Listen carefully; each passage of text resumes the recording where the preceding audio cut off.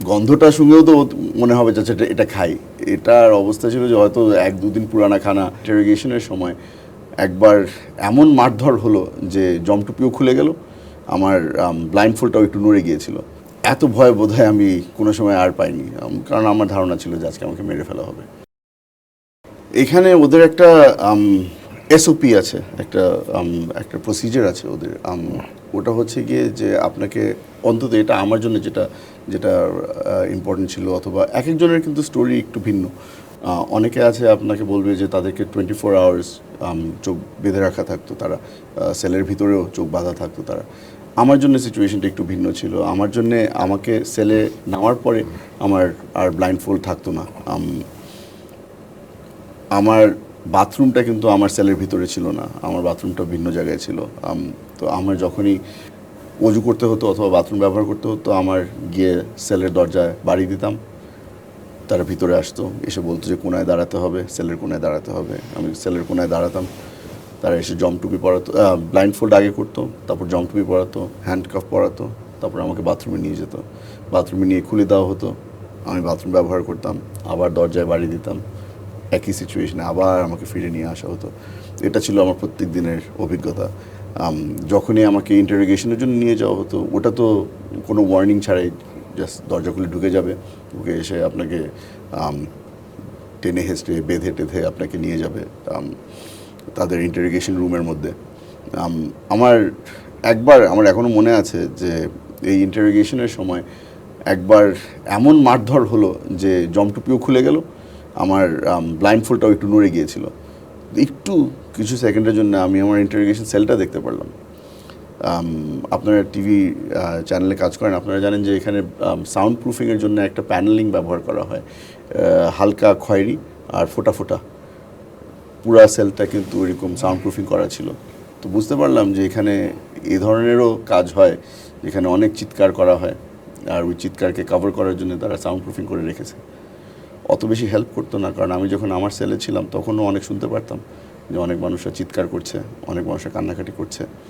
তো তাও ওদের জন্যে যতটুকু পেরেছে তারা করেছে। এই যে একটা ব্যক্তি আপনাকে একটা ফল বা একটা পেয়ারা এনে দিয়েছিল, ওটাই কি একমাত্র ফল, নাকি আরও কোনো ফল খেতে পেরেছিলেন বা খাবার দাবার খেতে পারতেন কিনা? খাবার দাবার আসলে এই এই অবস্থার মধ্যে আপনার ওই রুচি থাকে না, আপনাকে কিছু খেতেও ইচ্ছা করে না। কিন্তু তবে এক পর্যায়ে গিয়ে তো আপনিও তো মানুষ, এক পর্যায়ে তো খানা তো খেতেই হবে। যাই দিত খেতাম। এটা মানুষের খাবার না, এটা এটা একটা মানুষকে আপনি যদি কিছু এনেও দেন, ওটা তো অন্তত গন্ধটা শুনেও তো মনে হবে যে আচ্ছা, এটা খাই। এটার অবস্থা ছিল যে হয়তো 1-2 দিন পুরানা খানা, যা দিচ্ছে ওটাই খেতে হচ্ছে।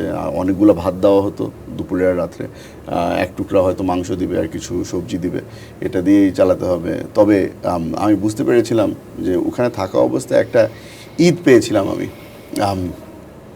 ঈদের দিন আমি দেখলাম যে যেই ব্যক্তি আমার খানা এনে দিচ্ছে আমার ছেলে, খুব সুন্দর পাঞ্জাবি পরে এসছে। সে আসলো একটা স্টাইরোফোম বক্স নিয়ে, এনে রাখলো, রেখে কিছু না বলেই সে বের হয়ে চলে গেল। ওই স্টাইরোফোম বক্স খুলে দেখলাম যে ওখানে ওই প্যাকেট করা বিরিয়ানি, ওই বিরিয়ানি একটা কমলা ছিল বোধহয় তার সাথে। তো আমি জিজ্ঞেস করলাম যে হঠাৎ করে কি হলো। তো নিজেই বুঝলাম যে আজকে নিশ্চয়ই ঈদের দিন। তখন সেই ব্যক্তি যখন আবার খাবার নিয়ে যাওয়ার জন্য আসলো, আমি খালি মুচকি হাসি দিয়ে তাকে বললাম যে ঈদ মুবারক। সেও একটু গম্ভীর হয়ে বললো যে আপনি কেমনে করে জানেন আজকে ঈদ? ও যে এত সেজে গুজে আসছেন, আজকে তো ঈদই হবে। এটাই, এই খাবারের বিষয় খালি এটাই আমার খালি মনে থাকবে যে ঈদের দিন তারা আমাকে আবার স্পেশাল ট্রিটমেন্ট দিয়েছিল, ওই স্পেশাল খানা। আমি যেদিন আটক হই, আমার পায়ে যে জুতাটা ছিল ওটা বেশ ভারী। আমি আমার দুটো খুব প্রিয় জিনিস, একটা হচ্ছে কি আমার বাবার ঘড়ি আমি পরতাম, আর আরেকটা হচ্ছে আমি আমার বাবার জুতা পরতাম। ওই বলে না যে trying to fill your father's shoes, তো আমি চেষ্টা করছিলাম যে অ্যাকচুয়ালি লিটারেলি নিয়েছিলাম যে আমি আমার বাবার জুতা পরবো। তো আব্বার জুতা যেটা পরেছিলাম ওটা তো প্রথম দিনই আমার থেকে নিয়ে যাওয়া হলো, আমার ঘড়িও নিয়ে যাওয়া হলো, কাপড় চোপড় নিয়ে যাওয়া হলো। যেদিন আমাকে ছেড়ে দেয় সেদিন আসলেই মাঝরাতে, যেটা এখন বুঝতে পারছি মাঝরাতে তারা আসলো, এসে 3বার বাঁধলো, জমটুপি পরালো, হ্যান্ডকাফ পরালো। তবে প্রথমবারের মতো দেখলাম যে আমাকে যেই তারা একটা স্পঞ্জের স্যান্ডেল দিয়েছিল, কে জানি পায়ের সাথে টানাটানি করছে যে আমার থেকে স্যান্ডেল নিয়ে যাচ্ছে। তো স্যান্ডেল আমি তো ছেড়ে দিলাম, তো আমি তো আর ফাইট করবো না। তারপর হঠাৎ করে দেখলাম যে কে জানি জুতা পরিয়ে দিচ্ছে আমাকে, ওই আমার বাবার জুতাটাই আমাকে আবার পরিয়ে দিল। তখন আমি বুঝতে পারলাম যে আচ্ছা ঠিক আছে, এখন আমাকে নিয়ে যাওয়া হবে। এত ভয় বোধহয় আমি কোনো সময় আর পাইনি, কারণ আমার ধারণা ছিল যে আজকে আমাকে মেরে ফেলা হবে। ঠিক উনি যেভাবে করে বর্ণনা করেছিল একইভাবেই আমাকে এভাবে করে একটা গাড়িতে উঠানো হলো। গাড়িতে উঠানোর পরে তারা আমার বাসারই 2-3 রাস্তা কাছে আমাকে ছেড়ে যায়। অদ্ভুত একটা বিষয় যে এত কিছু ঘটে যাওয়ার পরে যে হঠাৎ করে আমাকে যে ছেড়ে দিল, ওটা আমি এখনও বুঝতে পারলাম যে আমাকে ছেড়ে দিল কেন। আর একটা জিনিস, এটা আমি আমার ডাক্তারের সাথে আলাপ করে যেটা বুঝতে পারলাম যে এখানে একটা টার্ম আছে সার্ভাইভার্স গিল্ট, যে এতগুলো মানুষকে গুম করা হলো, এতগুলো মানুষকে খুন করা হলো, আমি এত ভাগ্যবান কেন যে আমাকে এত তাড়াতাড়ি ছেড়ে দেওয়া হলো।